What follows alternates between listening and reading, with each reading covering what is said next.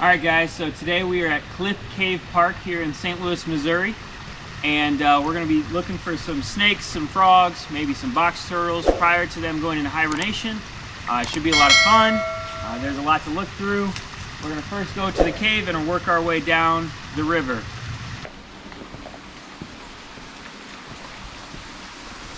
Like, how'd they get over there? This guy actually died here 10 Halloweens ago. 10, yeah. Mr. Cliff C. Caverns. That's all it took for his entire body to Yeah. be just skeleton. Normally you see some like turtle shells and stuff on the other side of this. Okay, so we are going to be doing a little bit of herping, which for those of you that don't know, that means looking for reptiles, amphibians. You might even find some cool insects. The way in which I'm going to do it, I got a small little snake hook with me just in case. We do have some venomous species here: copperheads, cottonmouths, water moccasins, which are kind of the same thing as cottonmouth. And we're just going to be looking for snakes that are out right before hibernation, looking for some frogs possibly, overturning rocks, moving stuff around. However, you know, when you turn over a rock, you should always put the rock right back where it was. Don't let anything slam down, for things like hellbenders and salamanders and stuff like that. But yeah, so we're just going to walk downstream from the start of this cave and see what we can find.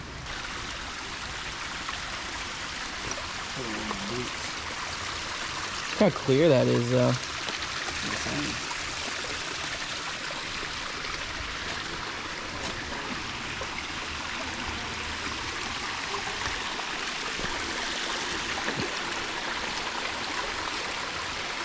How quiet do we need to be?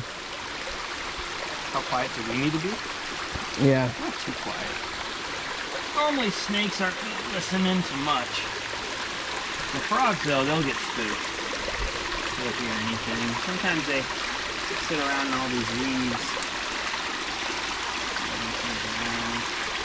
Oh, we got something moving right here. And it's a frog. I'm gonna get it. You gotta try to disturb the water as little as possible so I can see his movement. Because he's under there. Move everything over. Tell me if you see anything. Yeah.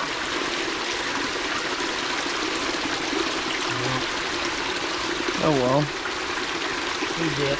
And this is a natural spring, alright, well? Yes, yeah, natural spring running from the cave. Going into the Mississippi. Went into the Mississippi. Very cold, very clear. Yeah, very cold. Okay, well, we move forward.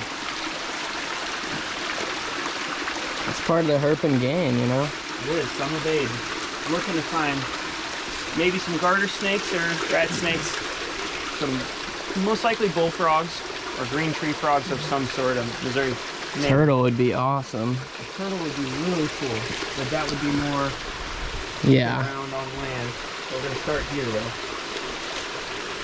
And you said garter snakes? Yeah, garter snakes and maybe some black rat snakes. That would be great. The black rat snakes are mean, so that'll be fun to find them. That's why we got the snake hook. Okay, so what I was going to do is turn this over, so... Alright. Let me know if you see anything. Nope. Nothing. Frog right there. Oh, wow, I didn't even see him. I go nothing. I go He nothing. blended right in. Look at that, dude. What is that, Will? It's most likely a bullfrog. Probably was a tadpole at the beginning of the spring because it's not very big. Wow. I mean, He's got an interesting little hump on his back. Yeah. If I touch him too much, he'll probably move. My hands are wet, so that's the only reason why I feel like... Yeah. Look at those feet, though. See if you can splay those out. Got webbing on it. Come here, buddy. Oh, You can kind of see holding it. him. There you go. That is very cool. Turn him over. Little yellow belly. Hey, little guy. Very cool. So that, okay. Very stoic looking. Yeah, he's just, he don't mind. He's with it. Let's see if we can get him out into the shade. You can see better. Very cool. Hi, bud. When you're handling amphibians, you should always have your hands wet, maybe damp, just because with their skin, it's really irritating for them to have something dry rub against their skin, considering it's so delicate. So just make sure your hands are wet when you're handling. Let me get my hand wet. Oh, wow, that's so cool. Those big eyes they use at nighttime. He is just so calm. I don't even know. Yeah. He do not care. His legs. There, look at that color coming out the sides right there. How long his legs are. Yeah, they jump. Yeah, and he's got that little green hue right there. Yep. Yeah, most likely. That dude can move in the water too. Oh yeah, most likely. But yeah, that's super fair. Cool. You're like, there ain't nothing there, and then right before I set it down, I just caught his eyes. That's the only thing I noticed. I didn't see anything. There was right nothing. in. Didn't move. He runs right in. That like tells you how many we've probably walked by. Right. So I'm gonna set this back where I don't set it on top of it. Oh, you got a little cave there, buddy. I got a cave, buddy. All right, cool. 1 for 3. Pretty good numbers. Yeah. To start out, we've only been here like 10 minutes. So hopefully we catch more than just a frog. But those rocks are key right there, dog. Yeah, gotta flip them, but you always gotta put them back. Always gotta put them back. Is that a Missouri law? Is that just a herping? Definitely laws in some counties, but it's for sure something people want to do when they're looking for nature. Yeah. Always put everything back where you found it so that it doesn't disturb anything. You don't want to screw up their ecosystem. As we found out, that could be that guy's little home, so.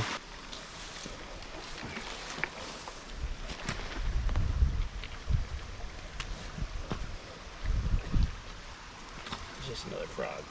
Oh, you found one? Yeah. Let's see. He's gonna jump right away. So let's try to. Oh, a little guy. Is that a little baby bullfrog? Oh, yeah. Whoa! Most likely. You see him there? There he is. Look at him swimming. He's like, oh shoot, I shouldn't have jumped off his hands. Look at those legs, little swimmer legs. Boop, boop. He's just running across. All right, fair enough, buddy. 3 bullfrogs.